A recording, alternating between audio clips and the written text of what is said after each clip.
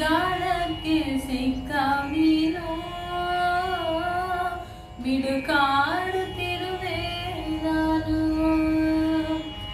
ಅಮ್ಮ ನಿನ್ನ ಎದೆಯಾಳದಲ್ಲಿ ಗಾಳಕ್ಕೆ ಸಿಕ್ಕ ಮೀನು ಬಿಡುಕಾಡುತ್ತಿರುವೆ ನಾನು.